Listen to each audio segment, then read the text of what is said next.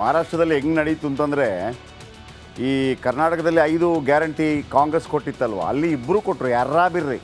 ಕಾಂಗ್ರೆಸ್ಸು ಕೊಡ್ತು, B J P ಕೊಡ್ತು. 10 guarantee ಕೊಟ್ಟಿದ್ದಾರೆ ಅಲ್ಲಿ. 10 ಗ್ಯಾರಂಟಿ ಭಾಳ ಮಜಾ ಇದೆ, ಭಾಳ ಇಂಟ್ರೆಸ್ಟಿಂಗ್ ಇದೆ. ಆಯಿತಾ? ಈ ಸಂಜಯ್ ರಾವತ್ ಇದ್ದಾರಲ್ಲ, ಇವರು ಕಾಂಗ್ರೆಸ್ ಜೊತೆ ಗುರುತಿಸಿಕೊಂಡಿರುವ ಉದ್ಧವ್ ಠಾಕ್ರೆ ಬಣದ ನಾಯಕ, ಭಾಳ ಸ್ಟ್ರಾಂಗ್ ನಾಯಕ ಅವರು. ಅವ್ರು ಹೇಳ್ತಾರೆ ನಾವು 160 to 170 ತನಕ ಬರ್ತೀವಿ ಅಂತೇಳಿ. ಈಗಲೇ ಮುಖ್ಯಮಂತ್ರಿಗೆ ರೆಡಿ ಆಗ್ತಾ ಇದ್ದಾರೆ, ಅವರು ಟ್ರಾವೆಲ್ ಆಗ್ತಾ ಇದ್ದಾರೆ. ಆಯಿತಾ? ನೋಡಿ, ನನ್ನ ಬಲಭಾಗ ಇದೆಯಲ್ಲ, ಇಲ್ಲಿ ಇವರು 3 ಜನ. ಇವರು ಅಲ್ಲಿಯ ಕಾಂಗ್ರೆಸ್ ಅಧ್ಯಕ್ಷ ಉದ್ಧವ್ ಠಾಕ್ರೆ ಮತ್ತು ಶರದ್ ಪವಾರ್. ಈ ಕಡೆ ಇದ್ದಾರಲ್ಲ, ಇವರು ಶರದ್ ಪವಾರ್ ಅವರ ಅಣ್ಣನ ಮಗ ಅಜಿತ್ ಪವಾರ್. ಆಮೇಲೆ ಆ ಕಡೆ ದೇವೇಂದ್ರ ಫಡ್ನವೀಸ್ ಅವರು ಮುಖ್ಯಮಂತ್ರಿಯಾಗಿ ಕೆಲಸ ಮಾಡಿದಂಥವ್ರು, ಈಗ ಏಕನಾಥ್ ಶಿಂದೆ. ಅರ್ಥ ಆಯ್ತಲ್ಲ, ಭಾಳ ಚೆನ್ನಾಗಿದೆ ಇದು. ಮಹಾವಿಕಾಸ್ ಅಘಾಡಿಯಲ್ಲಿ ಸಿ ಎಂ ಕುರ್ಚಿಗಾಗಿ ಫೈಟ್. ನಾನಾಗಬೇಕು, ಆ 3 ಹೇಳ್ತಾ ಇದ್ದಾರೆ ನಾನು ಅಂತ. ಮಹಾ ಕೈ ಅಧ್ಯಕ್ಷ ನಾನಾ ಪಟೋಲೆ ಅಂದರೆ ಅಲ್ಲಿದ್ದಾರಲ್ಲ ಈ ಕಡೆ, ಇವರೇ ನಾನಾ ಪಟೋಲೆ ಅಂದರೆ. ನಾನಾ ಪಟೋಲೆ ಸಿ ಎಂ ಆಗಬೇಕಂತ. ಆಗ ಅವರ ಪಕ್ಕದಲ್ಲಿರೋರು ಹೇಳ್ತಾರೆ, ಇಲ್ಲ ಹಂಗಾಗಲ್ಲ, ಅಘಾಡಿಯ ಎಲ್ಲ ಪಕ್ಷಗಳು ಕೂತು ಚರ್ಚೆ ಮಾಡಿ ಡಿಸೈಡ್ ಮಾಡಬೇಕು, ಪಟೋಲೆ ಬೇಡಿಕೆಯನ್ನು ನಾವು ಒಪ್ಕೊಳ್ಳೋದಿಲ್ಲ ಅಂಥೇಳಿ ಉದ್ಧವ್ ಠಾಕ್ರೆ. ಎಲ್ಲರೂ ಚರ್ಚೆ ಮಾಡಿ ತೀರ್ಮಾನ ಮಾಡೋಣ ಅಂಥೇಳಿ ಶಿವಸೇನೆಯ UBT ಅಂದರೆ ಶಿವಸೇನೆ, ಉದ್ಧವ್ ಠಾಕ್ರೆ ಬಣ. ಆಮೇಲೆ ಆ ಕಡೆ ದೊಡ್ಡವರು ಇದ್ದಾರಲ್ಲ ಶರದ್ ಪವಾರ್. ಈ ಶರದ್ ಪವಾರ್ ಅವರು ತಮ್ಮ 37ನೇ ವರ್ಷಕ್ಕೆ ಮುಖ್ಯಮಂತ್ರಿ ಆದವರು, ಭಾಳ ಬೇಗ ಮುಖ್ಯಮಂತ್ರಿ ಆದವರು. ಈಗ ಅವ್ರಿಗೆ 83 ಸಮಥಿಂಗ್ ಏನೋ ಇದೆ. ಓಕೆ, ಒಂಥರ ದೇವೇಗೌಡರ ಥರ ಅವರು, ಹಿರಿಯರು. ಆಮೇಲೆ ಭಯಂಕರ ಬ್ರೈನ್, ಸಕ್ಕರೆ ಮಾಲೀಕ, ಇದೆಲ್ಲ ಇರಲಿ. ಈಗ ಕಾಂಗ್ರೆಸ್ ಶಿವಸೇನೆ ಮಧ್ಯೆ ಆಂತರಿಕ ಸಮರ ಉಂಟಾಗಿದೆ. ನಾನು ಆದರೆ ಮಹಾರಾಷ್ಟ್ರದಲ್ಲಿ ಸಣ್ಣದೊಂದು ಆಟ ಶುರುವಾಗಿದೆ. ಕಾಂಗ್ರೆಸ್ ನಡೆಯಿಂದ ಉದ್ಧವ್ ಠಾಕ್ರೆ, ಸೇನಾದ ಉದ್ಧವ್ ಠಾಕ್ರೆಗೆ ಬೇಸರ ಆಗಿದೆ. ನನ್ನನ್ನು ಮುಖ್ಯಮಂತ್ರಿ ಮಾಡಲ್ಲ ಇವರು ಅಂತೇಳಿ. ಯಾಕಂದರೆ ಇವರು ಕಳೆದ ಬಾರಿ BJP ಜೊತೆ ಸೇರಿ ಮಾಡಿದ್ರು, 56 ಸೀಟ್ ಬಂದಿತ್ತು, BJPಗೆ 104 ಬಂದಿತ್ತು. ಅವರಿಬ್ಬರು ಸೇರಿದರೆ ಅವ್ರು ಹಾಕ್ಬಿಡ್ತಿತ್ತು. ಮತ್ತು BJP ಹೇಳ್ತು, ಇವ್ರು ಹೇಳಿದ್ರು ನಾನು ಮುಖ್ಯಮಂತ್ರಿ ಆಗಬೇಕು, BJP ಹೇಳಿದ್ರು ನಿಮಗೂ ಮುಖ್ಯಮಂತ್ರಿ ಕೊಡೋದಿಲ್ಲ ಅಂತೇಳಿ. ಹಾಗೆ ಸಿಡಿದದ್ದು ಇವರು ಈ ಕಡೆ ಬರ್ತಾರೆ. ಹಂಗೆ ಈಗ ಕಾಂಗ್ರೆಸ್ಗೆ ಧಮಕಿ ಆಗ್ತಾ ಇದ್ದಾರೆ, ಕೂಟದಿಂದಲೇ ಹೊರಬರುವುದಾಗಿ ಉದ್ಧವ್ ಠಾಕ್ರೆ ಬಣ ಧಮಕಿ ಆಗ್ತಾ ಇದೆ. ಮತ್ತೊಂದು ಕಡೆ ಈ ಕಡೆ ಇದ್ದಾರಲ್ಲ, ಈ ಕಡೆ ಆ ಗಡ್ಡದವರು, ಅವರು ಮುಖ್ಯಮಂತ್ರಿ ಆಗಿದ್ದಾರೆ ಶಿವಸೇನೆಯಿಂದ.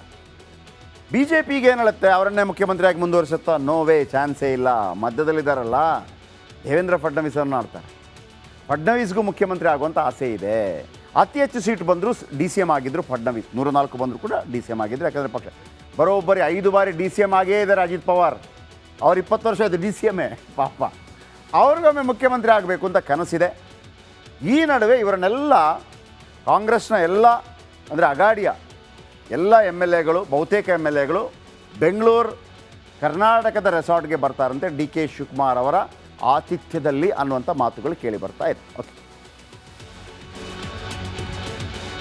ಸಮೀಕ್ಷೆಯಲ್ಲಿ ವಿಚಾರ ತಿಳಿಯುತ್ತಿದ್ದಂತೆ ಕಾಂಗ್ರೆಸ್ ಅಲರ್ಟ್ ಆಗಿದೆ. ಗೆಲುವು ಸಾಧಿಸಿದ ಶಾಸಕರನ್ನ ಕರ್ನಾಟಕಕ್ಕೆ ಕಳುಹಿಸಲು ಮುಂದಾಗಿದೆ. News desk, republic Kannada.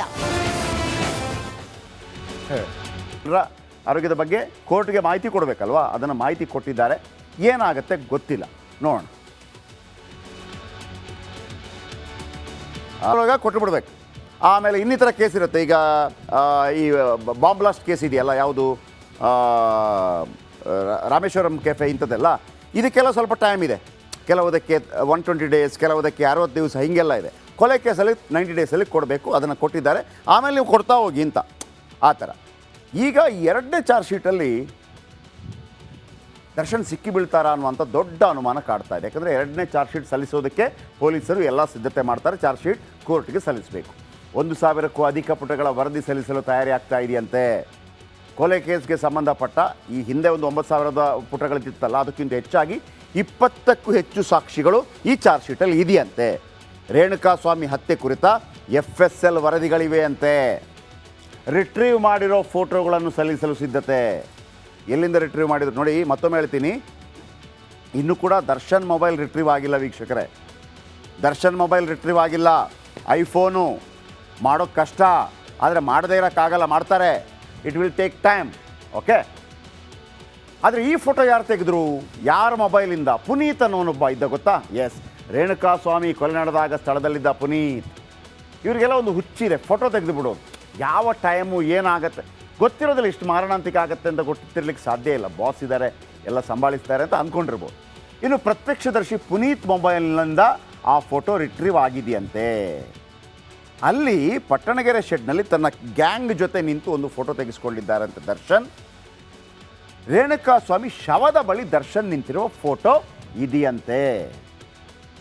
ಆಮೇಲೆ ಇನ್ನೊಬ್ಬ ಇದ್ನಲ್ಲ, ಓತಿಕ್ಯಾತ ಪವನ್ ಮೊಬೈಲ್ನಿಂದಲೂ 2 ಫೋಟೋ ರಿಟ್ರೀವ್ ಆಗಿದೆಯಂತೆ. ಆಮೇಲೆ ಅವನೇನು ಮಾಡ್ತಾನೆ, ಬಂಧನದ ಭಯದಿಂದ ಫೋಟೋ ಡಿಲೀಟ್ ಮಾಡಿರ್ತಾನೆ. ಇಷ್ಟೆಲ್ಲ ಆಯಿತು ಅಂತ ಗೊತ್ತಾಗ ಡಿಲೀಟ್ ಮಾಡಿರ್ತಾನೆ. ಆದರೆ ತುಂಬ ಜನರಿಗೆ ಗೊತ್ತಿಲ್ಲ, ನೀವು ಏನೇ ತಿಪ್ಪರ್ಲಾಗಿ ಹೊಡೆಯಿರಿ, ಡಿಲೀಟ್ ಮಾಡಿ, ಬೇರೆ ಬೇರೆ ಬೇರೆ ಬೇರೆ ಬೇರೆ ಬೇರೆ ಕಡೆಗಳಲ್ಲಿ ಅದು ಸಂಗ್ರಹ ಆಗಿರುತ್ತೆ. ಬೇರೆ ಬೇರೆ ಕಡೆಗಳಲ್ಲಿ ಸಂಗ್ರಹ ಆಗಿರುತ್ತೆ. ಒಂದು 4-5 ಕಡೆ ಆದರೂ ಹೋಗಿ ಡಿಲೀಟ್ ಮಾಡಬೇಕಾಗುತ್ತೆ ನೀವು, ಕಂಪ್ಲೀಟ್ ಡಿಲೀಟ್. ಆದರೆ ರಿಟ್ರೀವ್ ಮಾಡಬೇಕು ಅಂತ ಕೂತ್ರೆ ನಿಮಗೆ ರಿಟ್ರೀವ್ ಮಾಡೋಕ್ಕಾಗುತ್ತೆ. ನೋಡಿ, ಪೊಲೀಸರು ಏನು ಮಾಹಿತಿ ಕೊಡ್ತಾರೆ ಅಂದರೆ, ನೀಲಿ ಟೀ ಶರ್ಟ್, ಕಪ್ಪು ಬಣ್ಣದ ಪ್ಯಾಂಟ್ ಧರಿಸಿದ್ರಂತೆ ದರ್ಶನ್. ಇದೇ ಥರ ಇರ್ಬೋದೇನೋ ಗೊತ್ತಿಲ್ಲ. ಶವದ ಜೊತೆ ಫೋಟೋ ತೆಗೆದುಕೊಂಡು ಸಿಕ್ಕಿಬಿತ್ತ ಡಿ ಗ್ಯಾಂಗ್, ಅಥವಾ ನಮಗೊಂದಿರಲಿ ಅನ್ನೋ ಏನೋ ಗೊತ್ತಿಲ್ಲಪ್ಪ. ಒಮ್ಮೊಮ್ಮೆ ಬುದ್ಧಿ ಕೈ ಕೊಟ್ಬಿಡುತ್ತೆ. ಏನು ಮಾಡ್ತೀವಿ ಅಂತ ಗೊತ್ತಿರೋದು, ಎತ್ತು ನನಗೆ ಯಾಕಪ್ಪ ಇಂಥ ಬುದ್ಧಿ ಬಂದು ಅಂತ ಆಮೇಲೆ ಅನೇಕರು ಥಿಂಕ್ ಮಾಡಿರ್ತಾರೆ, ಇದು ಬೇಕಿತ್ತು ನನಗೆ ಅಂತೇಳಿ. ಬೇಡ, ಈ ಥರ ಆಗಿದೆ. ಇದು ಲೇಟೆಸ್ಟ್ ಸುದ್ದಿ. ಓಕೆ, ನೋಡಿ, ಇದು ಚಾರ್ಜ್ ಶೀಟ್ ಸಲ್ಲಿಕೆ ಆಗ್ತಾ ಇದೆ. 1000 ಪುಟಗಳ ಚಾರ್ಜ್ ಶೀಟ್ ಸಲ್ಲಿಕೆ. 20ಕ್ಕೂ ಹೆಚ್ಚು ಸಾಕ್ಷಿಗಳು ಎಕ್ಸ್ಟ್ರಾ ಕೊಡ್ತಾ ಇದ್ದಾರೆ. ನಾವು ಅವತ್ತೇ ಹೇಳಿದ್ವಿ, ಇದು ಮೊದಲನೇ ಇದೇನಲ್ಲ, 2-3 ಇನ್ನೂ ಕೊಡ್ಬೋದು ಬೇಕಿದ್ರೆ, ಇಲ್ಲ ಅಂತಲ್ಲ. ಯಾವಾಗ ಹೆಚ್ಚೆಚ್ಚು ಮಾಹಿತಿಗಳು ಬರುತ್ತೆ. ಯಾಕಂದರೆ ನಿಮಗೆ ಮೊದಲನೇ ಚಾರ್ಜ್ ಶೀಟ್ ಇದೆಯಲ್ಲ, 90 ದಿನಗಳೊಳಗೆ ಕೊಡಬೇಕು, 3 ತಿಂಗಳೊಳಗಾಗಿ. ಅದು ಕಾನೂನು ಮಾಡಿದ್ದಾರೆ. ಇಲ್ಲಾಂದರೆ ಮೊದಲು ಏನಾಗ್ತಾ ಇತ್ತು ಅಂದರೆ, ಈ ಪೊಲೀಸರು ಸುಮ್ಮನೆ ಅದನ್ನು ಡಿಲೇ ಮಾಡ್ತಾರೆ. 6 ತಿಂಗಳು, 1 ವರ್ಷ, ಆಗಿಲ್ಲ ಅಂತ. ಈ ಥರ ಕೆಲವರನ್ನ ಬಚಾವ್ ಮಾಡೋಂಥ ಚಾನ್ಸ್ ಇದೆ ಅಂತ ಅಂದ್ಬಿಟ್ಟು ಕೋರ್ಟ್ ಕೂಡ 90 ಡೇಸ್ ಒಳಗೆ ಕೊಟ್ಟುಬಿಡಬೇಕು ಅಂತ ನಿರ್ಧಾರ ಮಾಡಿಬಿಡ್ತು. ಹಾಗಾಗಿ 90 ಡೇಸ್ ಒಳಗೆ ಕೊಟ್ಟುಬಿಡ್ಬೇಕು, 90 ದಿನದೊಳಗೆ ಕೊಟ್ಟುಬಿಡ್ಬೇಕು. ಆಮೇಲೆ ಇನ್ನಿತರ ಕೇಸ್ ಇರುತ್ತೆ. ಈಗ ಈ ಬಾಂಬ್ ಬ್ಲಾಸ್ಟ್ ಕೇಸ್ ಇದೆಯಲ್ಲ, ಯಾವುದು ರಾಮೇಶ್ವರಂ ಕೆಫೆ, ಇಂಥದ್ದೆಲ್ಲ, ಇದಕ್ಕೆಲ್ಲ ಸ್ವಲ್ಪ ಟೈಮ್ ಇದೆ. ಕೆಲವುದಕ್ಕೆ 120 ಡೇಸ್, ಕೆಲವುದಕ್ಕೆ 60 ದಿವಸ, ಹೀಗೆಲ್ಲ ಇದೆ.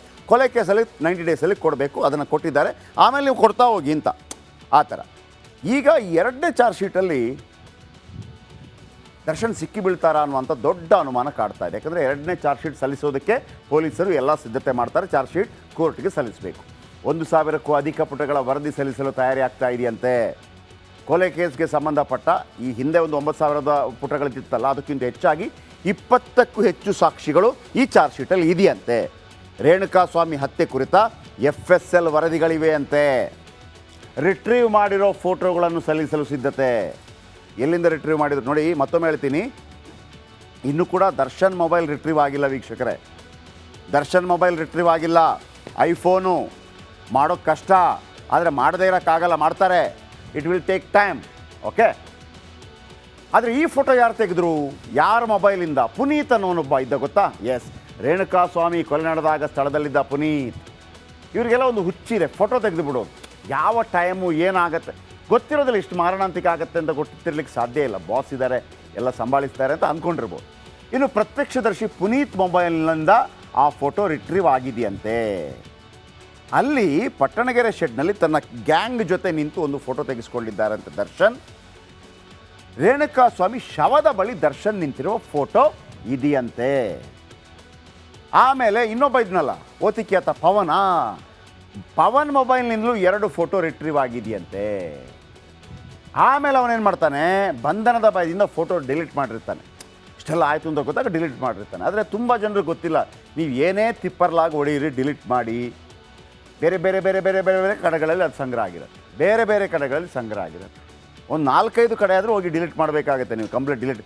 ಆದರೆ ರಿಟ್ರೀವ್ ಮಾಡಬೇಕು ಅಂತ ಕೂತ್ರೆ ನಿಮಗೆ ರಿಟ್ರೀವ್ ಮಾಡೋಕ್ಕಾಗುತ್ತೆ. ನೋಡಿ, ಪೊಲೀಸರು ಏನು ಮಾಹಿತಿ ಕೊಡ್ತಾರೆ ಅಂದರೆ, ನೀಲಿ ಟೀ ಶರ್ಟ್, ಕಪ್ಪು ಬಣ್ಣದ ಪ್ಯಾಂಟ್ ಧರಿಸಿದ್ರಂತೆ ದರ್ಶನ್. ಇದೇ ಥರ ಇರ್ಬೋದೇನೋ ಗೊತ್ತಿಲ್ಲ. ಶವದ ಜೊತೆ ಫೋಟೋ ತೆಗೆದುಕೊಂಡು ಸಿಕ್ಕಿಬಿತ್ತ ಡಿ ಗ್ಯಾಂಗ್, ಅಥವಾ ನಮಗೊಂದಿರಲಿ ಅನ್ನೋ ಏನೋ ಗೊತ್ತಿಲ್ಲಪ್ಪ. ಒಮ್ಮೊಮ್ಮೆ ಬುದ್ಧಿ ಕೈ ಕೊಟ್ಬಿಡುತ್ತೆ. ಏನು ಮಾಡ್ತೀವಿ ಅಂತ ಗೊತ್ತಿರೋದು, ಎತ್ತು ನನಗೆ ಯಾಕಪ್ಪ ಇಂಥ ಬುದ್ಧಿ ಬಂದು ಅಂತ ಆಮೇಲೆ ಅನೇಕರು ಥಿಂಕ್ ಮಾಡಿರ್ತಾರೆ, ಇದು ಬೇಕಿತ್ತು ನನಗೆ ಅಂತೇಳಿ. ಬೇಡ, ಈ ಥರ ಆಗಿದೆ. ಇದು ಲೇಟೆಸ್ಟ್ ಸುದ್ದಿ. ಓಕೆ.